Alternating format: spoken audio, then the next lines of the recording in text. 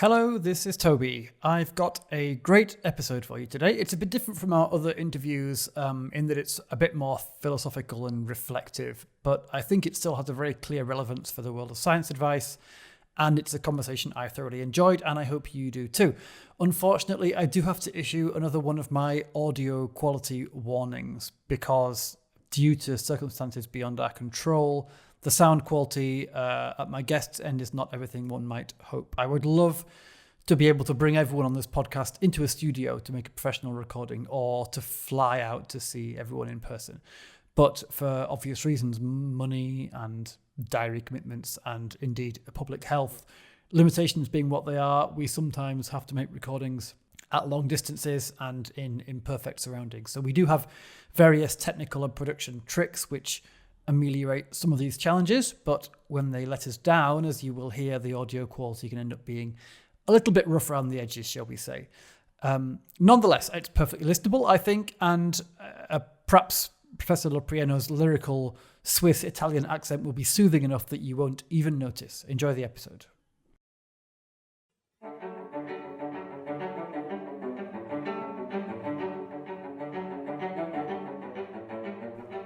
Hello, welcome to the Science for Policy podcast. My name's Toby, and today I'm here with Professor Antonio Loprieno.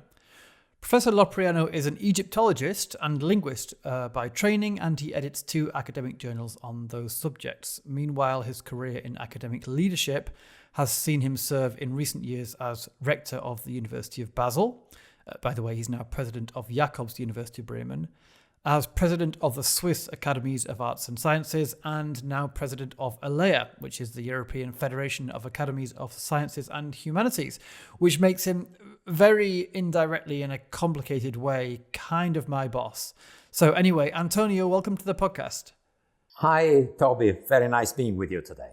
So here's my first question, and it's nothing to do with science advice really, but I'm just interested.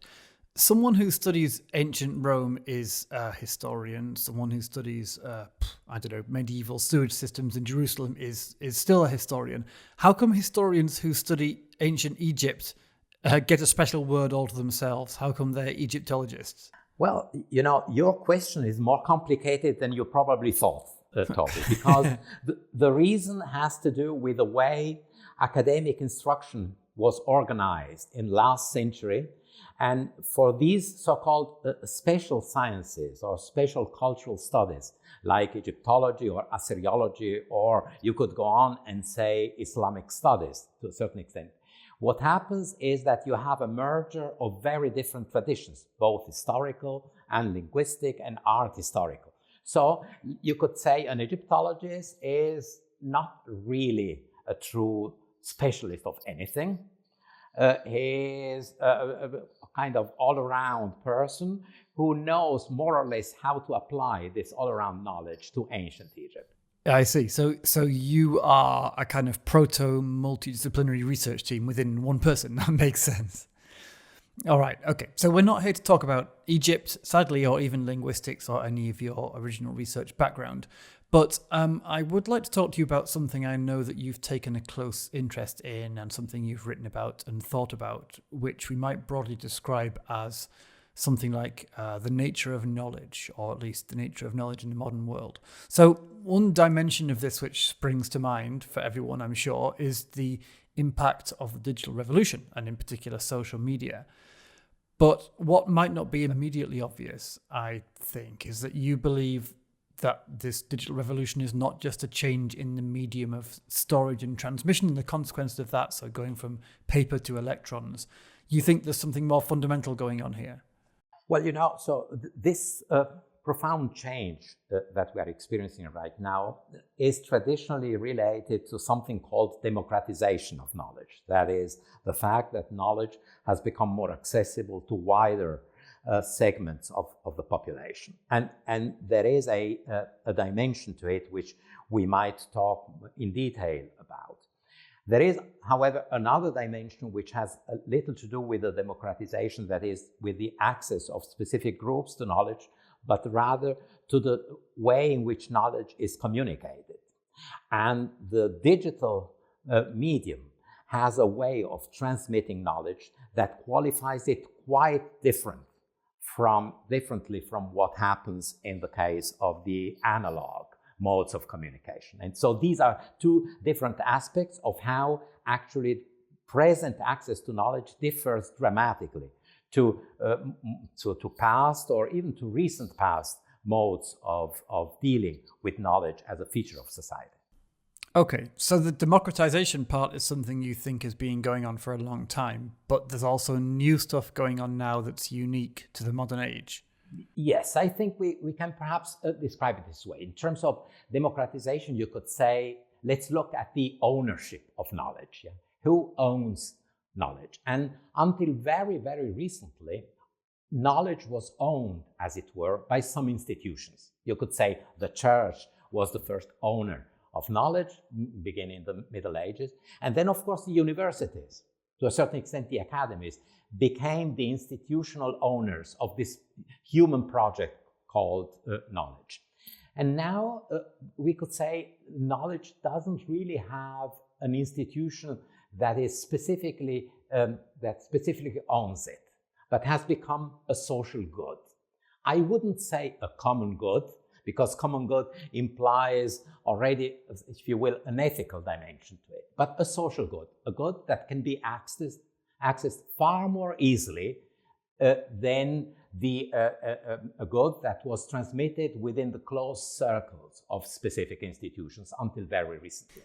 All right. Well, I'm wondering if you take a sufficiently long-term historical view, whether it's really more like coming full circle. I mean, if the Middle Ages was a time when institutions really started taking on the mantle of guardians of knowledge, but if you look back prior to that, you see a time when quote-unquote scientific knowledge, such as it was more of a community resource, so held by every town and village and every wise man or wise woman.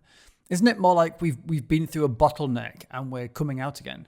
I would say what you are describing, Toby, is a form of access to knowledge that I would call cultural rather than scientific. That is, there is a certain difference between culture and science, not because science is in any way higher, as it were, than culture, but because it occupies a different segment and also different function of societal life.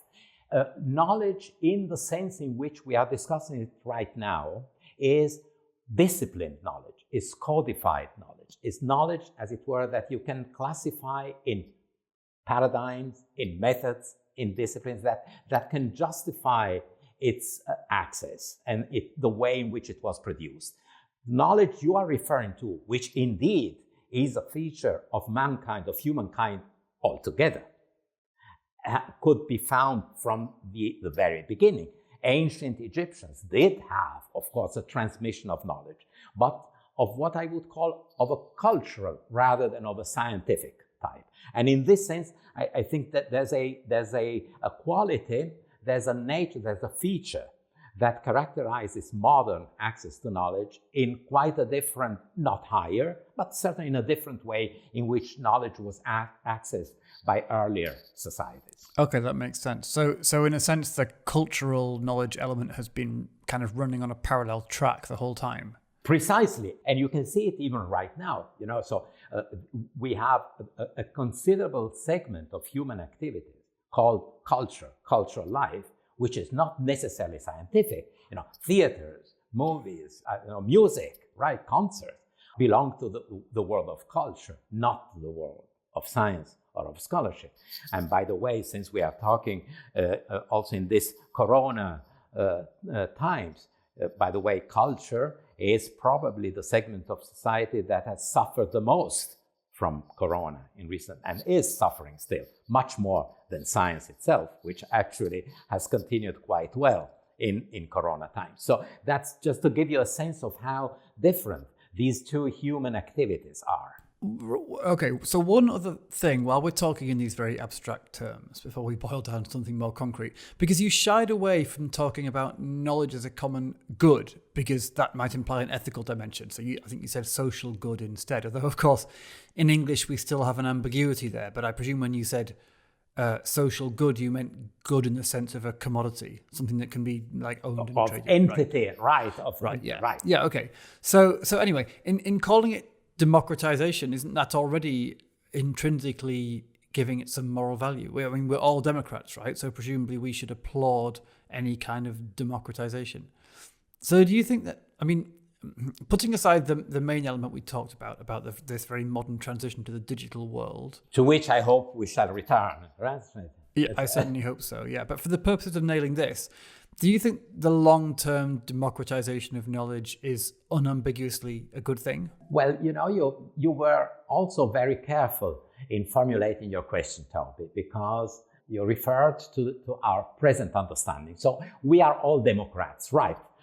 Democratic is a word which basically only has positive connotations in the modern world, except probably in the US presidential campaign, right? Where it has partisan connotation. In our understanding, democratic does not have partisan connotations. However, and I hope I will not appear anti-democratic in what I'm going to say right now, but we also should be careful in what kind of effect, of side effects, democratization processes have. And democratization processes have the effect of losing control of their development. So the more you have democracy, the less you have control about this, what you actually negotiate, within society. And so what has happened in the course of history, and it's happening increasingly right now, that knowledge precisely suffers from this type of the quote-unquote negative sides of democratization processes, that it loses the possibility to be controlled, right? And that is to be administered, even in a sensible way. So the opposition that we discuss now between fact and fake news, right, is a typical result of this, of the fact that knowledge has become so popular, if you don't want to use democratic, that it can also be used, or rather misused, right, for purposes that are all the contrary of democratic, you could say, in the original sense. Yeah, that's clear, although English is unfortunate because we also have two uses of the word popular, right? So popularity is not neutral either. If something is popular, that's usually meant to be a good thing. Popular, right. You could have a sequence, if you will, democratic, popular, and populist, right? And populist is even worse. Yeah, fair enough. So that's the first of the two changes you described, so the ongoing democratization of knowledge. And I take it from what you've said that you also think it's accelerating, that knowledge is becoming more widespread, more widely held. That is correct. It's like a warp phenomenon. Right, yes. Exactly. And so then that brings us to the other dimension, which seems like a much more modern phenomenon, more new and sudden. And that's the way knowledge is communicated and shared and so on. That's very correct, Toby. And that has to do not so much with the ownership, but with the authorship of knowledge. That is, who produces actually knowledge. And who is responsible for the knowledge that is being transmitted. And here you see we have a dramatic change, because you could say that to make things very, very, very broad, until the Reformation and until the book print, knowledge had one author, and that was God. Between the Renaissance / the technological advance of the book print and the modern times, knowledge had one author name, the name of an author behind every book. It was a book knowledge. Now, even now we use the term, this is a book knowledge, right? The book as the instrument, the prototypical instrument for the transmission of knowledge. That means that we have a certain encyclopedic, cultural, as I say, understanding, which is deep in us, that knowledge has one individual, perhaps sometimes two, perhaps sometimes three, but very clearly identifiable individuals that are responsible for its production and also for its content of truth, Now, this paradigm, the paradigm of authorship of knowledge, is being now superseded by a completely new paradigm, which is the paradigm of social knowledge, in which the owner of knowledge is a community, not a single author. Who is the author of a Wikipedia article, right? It's a community that constantly improves itself, as it were.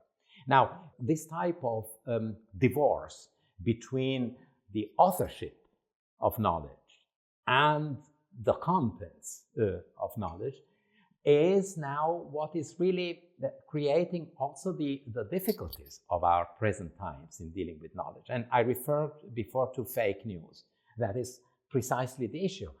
If you don't have one author that you can consider responsible for what is being written, but rather a community that spreads around either the best of all possible quintessential knowledge or the deep fake, right? But if you cannot clearly identify a specific author, then you are in a different mode of transmission of knowledge, right? And that is the second difference that I was alluding to at the beginning, and that is a typical feature of the digital transformation. That is something that really separates us from 50 years ago in a similar vein in which it separates us from 500 years ago. Well, yeah. Well, I mean, what's interesting to me there is, despite the disadvantages you just mentioned, you were quite careful not to present the whole situation as unambiguously bad. Because one thing that jumps out at me is that this process you're describing of gradual community evolution of knowledge seems actually to mirror the way science, the scientific community, has been proceeding anyway, internally, with peer review and disputation and replication and so on. And then to take the example of a Wikipedia article, that's supposed to be its big advantage, that a piece of knowledge, putative knowledge, that's been generated iteratively by a community of improvers, ought to be better at the end than an article written by a single person, even if that person's an authority. It's kind of deliberately harnessing the principle that the scientific community has relied on for centuries, since the Enlightenment, in fact. That's right. You see, now we are entering, of course, a complicated issue. That is the issue of quality of information, right? And there you see, I would say, to take the example of Wikipedia article, the issue there is that the information you can find of Wikipedia can be better or worse in terms of quality than that of an authored book.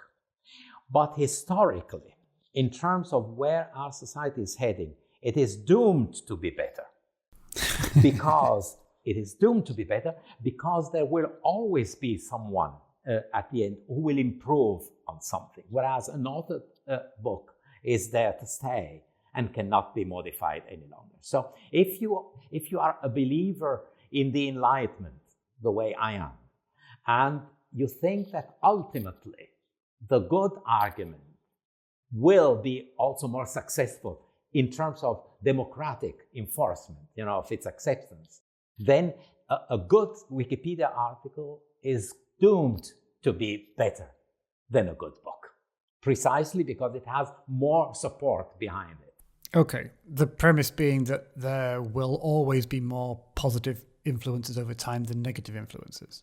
That is correct, and I think that is my really assumption, I would say, also from a philosophical point of view, although I must concede to you that if you look at, as I mentioned before, the presidential campaign in the US, if you look at some forms of misuse of information that we are witnessing right now, you might come up with the idea that, oh God, so the more people share information, the worse it is. You see, that's precisely this double edge of democratization that we were talking about before. But ultimately, it's a question of transition. You see, we are now a little bit at the beginning of a transformative situation. So the typical misuse is happening that accompanies new creations. and which is comparable to the enthusiasm that also accompanies new creation. So now we are witnessing the extreme, the cyborg approach and the fake news approach. And my hope, but also my conviction, is that ultimately there will be a form of self-regulating, I would say, control, right? Also of digitally produced information that will make the good information that is likely to become knowledge prevail over the fake news. In that case, I'm interested to ask, although I don't know whether you'll want to commit to an answer to this question, but what do you think is the underlying tendency or law of nature or self-regulating impulse that gives you that conviction, that kind of optimism? Because it seems to me that the information that is most successful in terms of establishing itself as knowledge, it's not just the stuff that has predictive power, but also the stuff that fits well in our brains, that fits with our presuppositions and worldviews and so on. And I'm not sure whether approximating truth, which I guess is what we mean when we say good quality information, right? Whether that's really a good guarantee of a piece of information flourishing as opposed to well-crafted, poor quality information. In fact, perhaps the opposite. Maybe it's easier to make a convincing lie than to convince people of an inconvenient truth. Well, I would say there is one force of nature that argues in favor or that predicts this type of evolution, Toby, and that is what Adam Smith would have called the invisible hand. And the invisible hand is what causes the social result of individual actions to be different and not quite predictable as the sum of the individual actions behind it. My reasoning here is that ultimately, since everyone follows his or her own interest, the combined force of all individual interests will be ultimately the societal good, if not the common good that we were talking about. That is, it will ultimately dictate a kind of balance, a kind of organization of society which will make the colony of bees, as Mandeville would have described it, be actually the best possible form of social aggregation. So there's a kind of, if you will, you can call it religious, but I would not call it religious. I would even call it mathematical, algorithmic prediction that I'm making there. Well, I think we could probably talk about this topic on its own for the rest of the episode, but I think for the sake of the audience, we should probably move on. Thinking ahead, we have to chart a course sometime soon that might end up with us talking about science advice. So, well, it strikes me that one of the biggest losers of this dramatic change that you've described is the old establishment, the universities, the academies, the institutions who were previously thought of as the guardians of knowledge. Where does all this leave them? Okay, here I will have, hopefully not too long, but I will need to be the historian that I also am as an Egyptologist. So you see, universities and academies were 1,000 or 900 years ago the same thing. The same name was used to refer to universities and academies. Then what happened after the Reformation was that universities became confessional, and so new knowledge was not really welcome at universities, and that's how academies were created. The Académie Française, or the Royal Society, were the response of early Enlightenment to the need to create new knowledge and not just to transmit church-recognized form of knowledge. Now, then came the 19th century, and in the 19th century, there were very many university reforms that created the new university the way we know it. Actually, the three forms of university we know it, that you could say the more Humboldt type of university, the German, Middle European type of university, the more Anglo-Saxon type of university based on education, right? And the more French leaning type of education based on technical formation. Okay, so these three models were created in the 19th century. Beginning with that time, and I say this with all due modesty, as president of a federation of academies, we could say that the universities have become a little bit more central to societal life than academies, because they have been able to interpret, as it were, the needs to create new knowledge and to transmit it in a more perhaps historically adequate way than classical academies. And this is precisely where so we stand right now. The universities, probably slightly more than academies, are confronted with the need to face this dramatic transformation. Right? And so they are radically modifying the way in which study, education are conceived and transmitted precisely to adapt to this transformation. And this is probably something that we can also talk about if you're interested in. Oh, well, yes, please. So what have universities done to adapt to the new reality? You see, universities, and in this, universities have differed from academies in recent 20 years. They have had what I would call a kind of marketing turn. Yeah, they have become also marketing machines. Producers of the excellence of their own branding. And they have done so because of the importance of third-party fundings, of the importance of rankings, so that there has been a need for university to show not so much what they are doing for humankind, but so to show what they are doing concretely better than their competitors in order to be more competitive for funds, etc. In this respect, universities are very fast in reading technological changes and adapting them to their also advantage, all right? And so this is why, for example, you have seen how all in all very well universities have reacted to the challenge of Corona. You know, we have had MOOCs for, I won't say ages, but for many years. But no one would have thought 1 year ago of offering a class online. Of course, the frontal type of instruction was absolutely, I would almost say, in a regime of monopoly, the way in which European universities operated until 1 year ago. And now there's hardly any university in Europe that has not switched to the hybrid mode of communication. So this is, for me, to a certain extent, a proxy of the flexibility of university in adapting to these changes, not because they want to make, as I said, so humankind better, perhaps they also do, but because they want to interpret in their own interest and in the interest of their scholars, students and researchers, they want to interpret the change in times to their benefit, to the best of their possibility. Okay, so there's a change in the kinds of activities that universities have to engage in, a change in priorities, and also a change in the mode of teaching to this new kind of hybrid mode.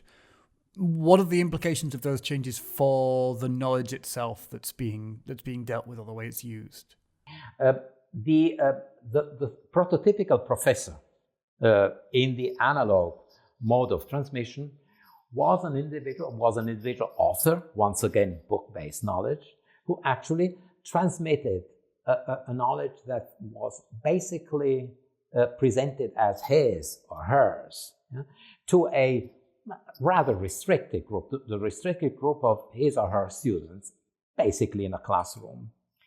With a dramatic change to the online transmission, this time both the authorship of this knowledge and also the reception has become much more fluid, of course, because you don't really quite know 100% whom you are talking to, and the student also doesn't really know 100%, or perhaps he does or she does, but doesn't really pay necessary attention to whether what he or she is listening to is a podcast by the professor or is a kind of live performance. All right, so we have very different patterns of interaction at the knowledge model. So the new professor and the new student we are at the beginning of this transformation, so are necessarily as hybrid, as it were, as the partially analog, partially digital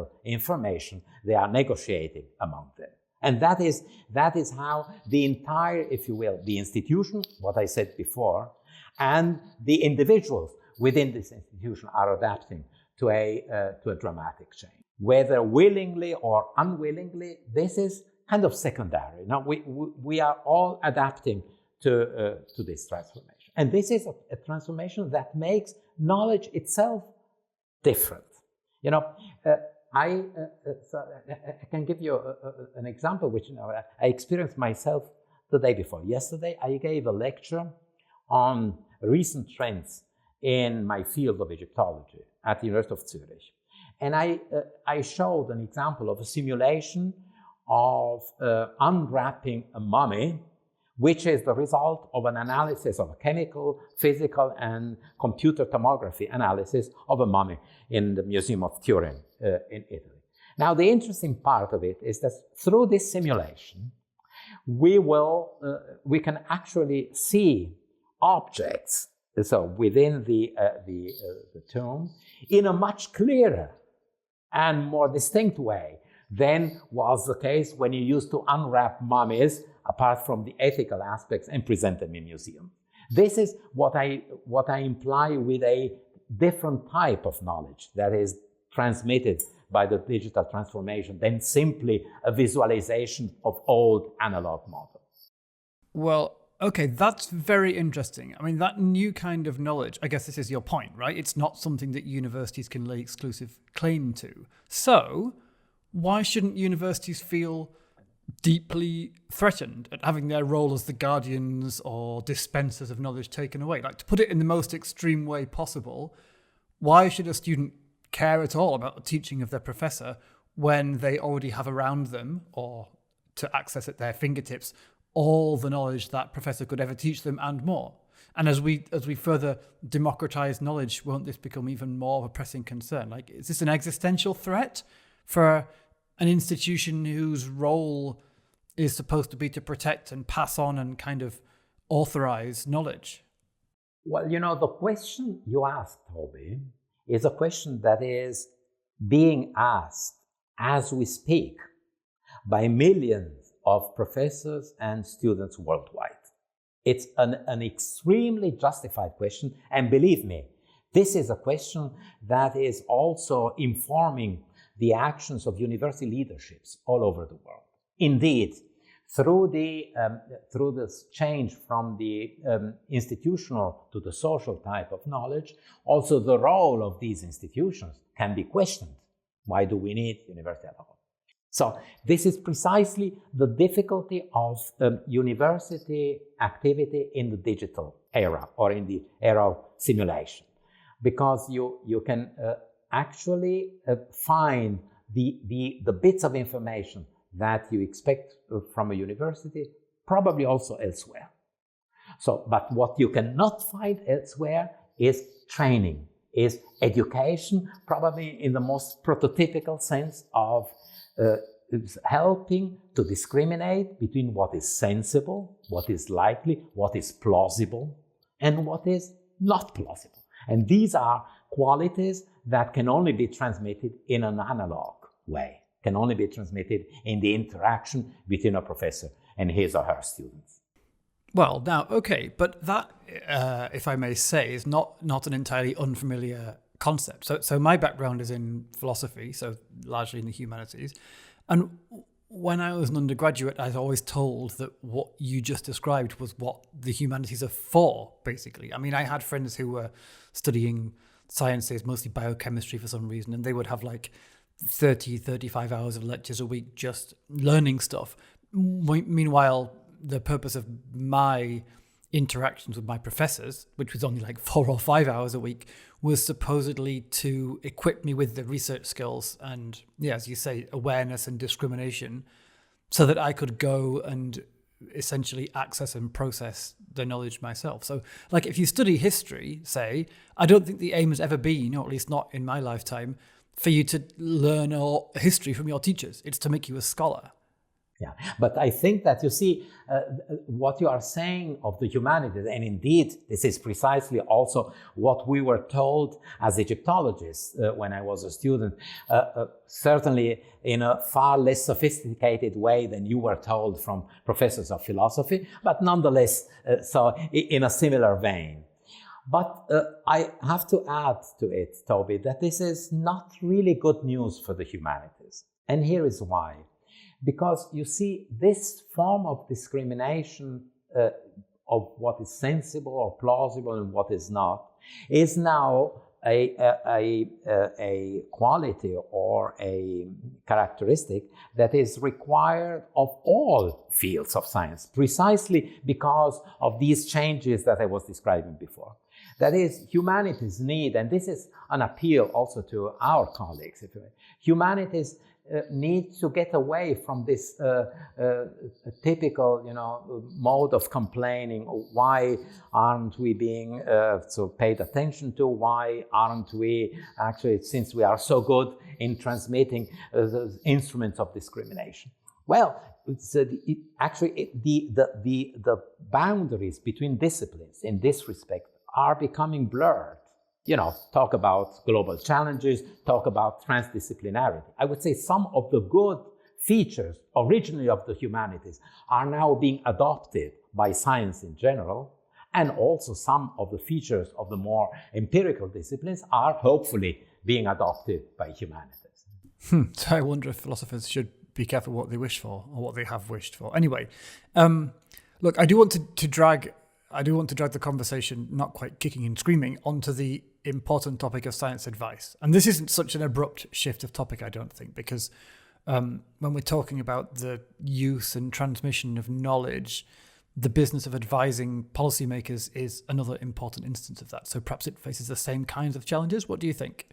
Okay, let's perhaps start with some semantic nuances, because sometimes these are topics that get overlapped. Okay, let's say there's science advice, and there's science communication.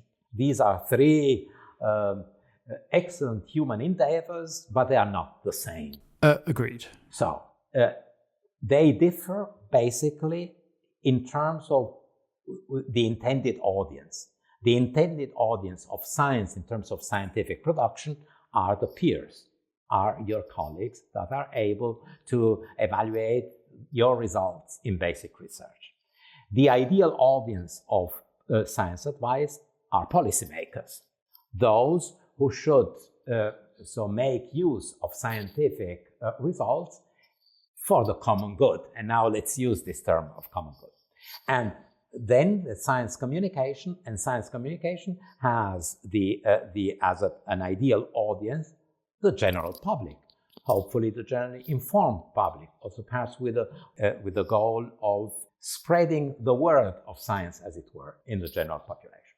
Now, for these three human endeavors do share a certain number of features, but they are not the same features. And certainly they do not require the same qualifications to be really performed in an acceptable way, because I cannot imagine that the best science advisor or science communicator is necessarily the next candidate for a Nobel Prize. Certainly not. So the role of science advice is in fact changing in the way in which the relationship between science and policy making is changing accordingly. And you could say that this is to a certain extent included in the discussions we were having before on historical evolution. Until very few decades ago, there was no real science advice because there was no real need for institutionally owned knowledge to be transmitted to any specific audience. Max Weber distinguished between what sociologists and scientists do and what politicians do, right? So these two very different things. Now, since our society is becoming much more quote-unquote democratic, or let's say interactive, as it were, between different layers, of course, science advice comes to the fore. But there, if I may say perhaps something that may sound provocative, in order to be a good science advisor, you don't necessarily have to be the best scholar or scientist in the field. Okay, say why. Yes, right. I stopped here just, to allow you to ask me why. Because you see, let's say, the difference between science advice and science communication on the one hand, and science, quote unquote, pure science on the other hand, is the translational character of the former. That is, science advice and science communication represent two forms of translations. To a certain extent, Toby, you could put it on a line, on a continuum from basic research to applied research, to science advice, to science communication. And that's not a sequence from the better to the worse. By no means. It's a sequence of different audiences that are involved in that. So you could say pure science, economy, political life, social life, right? These are all the consumers, as it were, of possible scientific products. So a good science advisor is a science advisor that knows how to transform the results of basic research into options for political decisions. That is, to sort out what has been produced by science, so that it can be implemented at the societal level. And society is not only science, I could add, fortunately, right? There are other concerns that play a similar role. So precisely in the same vein in which a good science communicator is someone who reads a scientific or many scientific articles and says, all right, let me see what is relevant for our societal behavior in general. How can I really convey that? So you could say it's really a question of specialization.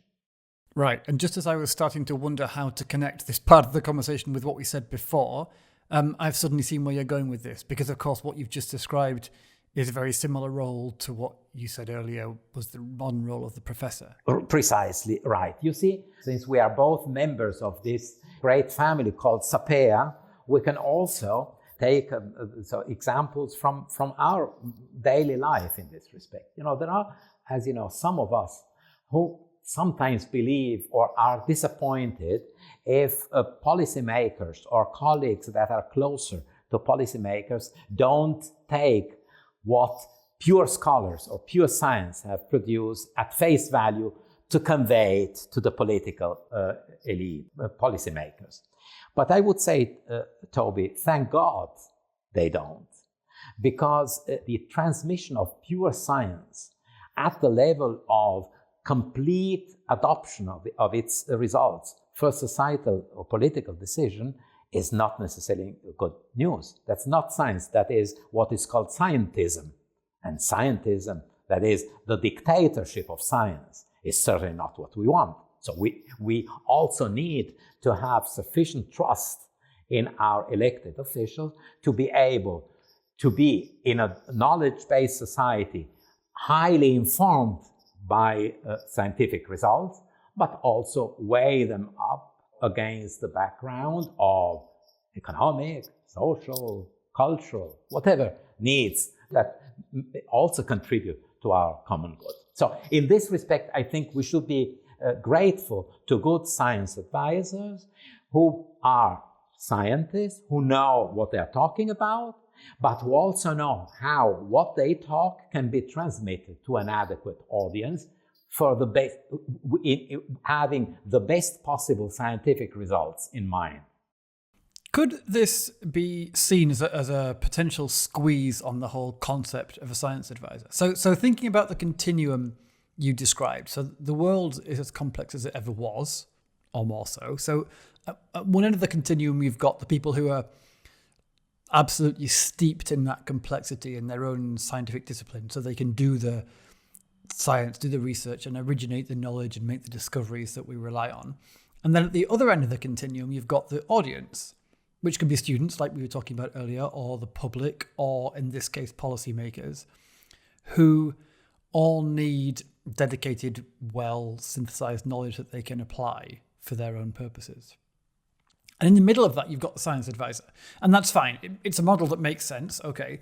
But then the next point of the argument you just made is the science advisor doesn't need to be an expert on the science. They don't need to be a nuclear physicist or an epidemiologist or whatever they're advising on. All they do is analyze and synthesize and extrapolate. I say all they do. I don't mean that to be dismissive, but that's their skill set.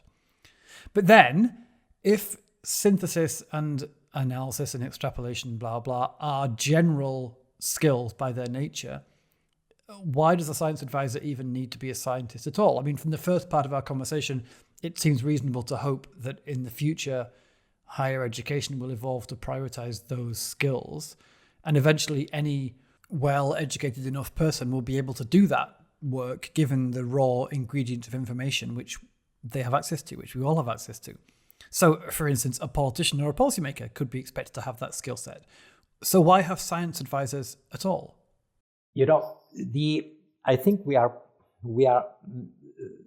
confronted here with overlapping concepts that are specific for the domains of human activity that may sound or may evoke similar connotations, but are quite different in terms of what they are meant to achieve.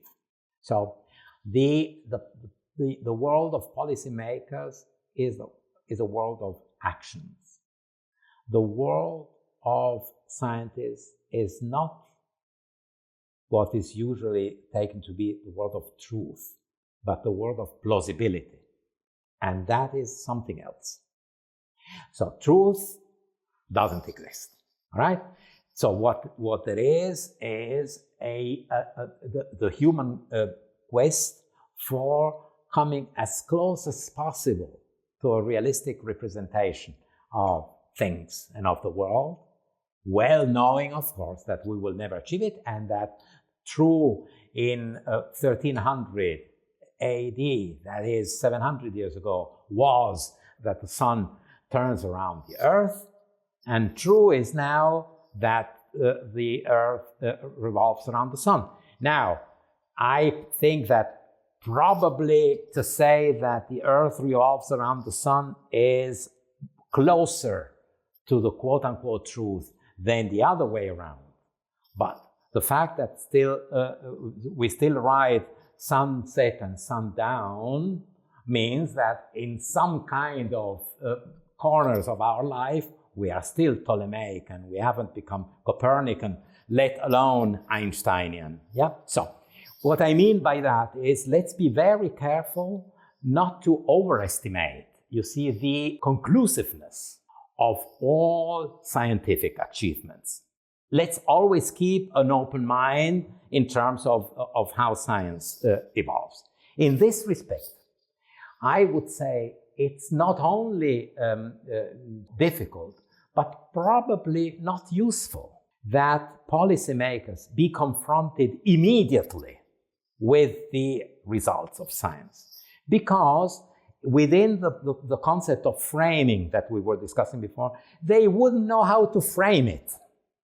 Now you say, yes, but then, so does it mean then that there is no way in which, so the epidemiologists will come to the fore or will be able to present the results? Well, you know, Toby, Corona has precisely shown how things go. The scientific results, we were actually witnessing the last months the development of scientific discourse. And you would have one eminent epidemiologist say, well, the virus is behaving this way, and another would say, no, it's rather behaving a different way. And we have all come to terms with this likely plausibility of science. And both options were different from what President Trump was saying. But both options needed to be framed in order to be presented to politicians in a critical, informed way. And that is precisely where I see the role of science advisors. The role of science advisors is that of saying, look, dear federal councillor in my country in Switzerland, or dear minister, or dear commissioner in the case of the EU, we are faced with this problem. Now, there's a particular school of thought or particular experimental results that point into this direction. That would imply a political behavior A. And this is the other direction. It implies a direction B. If you ask the epidemiologists to be in charge directly of political choices, you would have a cacophony, probably, of opinions. It's like if you asked two Egyptologists how the ancient Egyptian vocalizations were, and then I can tell you only mine is the correct one. So if there had to be a policy making by the EU Commission on Egyptian vocalization, which probably will not happen soon, well, I would certainly want to be the one who says how it actually should be implemented. But I am a specialist there. Then I would expect, and perhaps Professor Hoyer and Professor Dijkstra, whom you interviewed a couple of days or weeks ago, to say, well, you know, dear Commission, let's actually make use of what Loprieno is saying, but only careful because someone else is saying something else. So in this respect, I think we should be open also to the variety of scientific opinions that are being presented and produced, particularly in times of crisis. Yeah, that's a very, thank you for that sensible and nuanced account. I should also say we might be grateful that podcasting is an audio medium, so listeners did not have to see me stuff my fist into my mouth to muffle the involuntary scream when you declared that there was no such thing as truth. But as I say, you nuanced it quite nicely. No censorship here. You know, I was speaking to the philosopher, Toby. Yeah. Well, it was the philosopher who was listening. But fortunately, I don't think we need to have a thoroughgoing commitment to relativism about truth to follow the rest of your argument. So let's save that fight for another time. This has been a fascinating discussion. So I'm really grateful to you for contributing not only your time, but also your obvious depth of thought to some of these issues. Before we finish, I did want to ask you one other question. We talked a little bit earlier about your optimism on the evolution of a Wikipedia article with respect to quality. And you said that it was doomed to be better in the long term because the interests of many contributors would kind of converge on improvement. I wonder whether you would say the same about the broader themes that we've discussed. Do you think we'll look back on the current era in 50 years or 100 years' time and identify it as the time it all went downhill, when we ended up drowning in fake news and deep fakes and, dare I say it, truth relativism?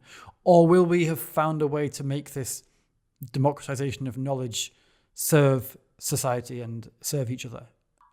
This is, Toby, a question that, again, I can only answer as the historical linguist that I am, you know. I would say it depends on whether you are looking at in the middle term, short and middle term, or in the long run. I would say that we cannot truly predict the way things in this respect will evolve within the next 5 years or perhaps 10 years. But we can certainly predict, looking at historical precedents, that things will evolve for the better. Because there cannot be, since I sounded a little bit relativistic a couple of minutes ago, now I want to sound very absolutistic. There is no doubt that life in the year 2020 is much better than for human species in general, than life in 1020, let alone in the year 20, let alone in the year minus 980. So in this respect, in the long run, the longue durée, as the French historian Brodel called it, there is no doubt that it will have a very positive turn on our lives. Whether this will happen in my life, it is doubtful. Whether it will happen in yours, well, let's hope. Well, I'm pleased that listeners who are trying to guess my age now have a flattering data point to triangulate by. Antonio Loprieno, thank you very much indeed for joining me. Thank you very much, Toby. The Science for Policy podcast is produced by SAPEA. We're a consortium of Europe's academies and learning societies, and we're part of the European Commission's scientific advice mechanism. We provide evidence and expertise to inform the work of the group of chief scientific advisors. SAPEA is funded by the EU's Horizon 2020 programme for research and innovation, and you can find lots more information about us and our work at sapea.info. Finally, the rather lovely cello music that's playing right now is performed by Elizaveta Sushchenko, so I shall shut up and let you enjoy the last few bars. Bye for now.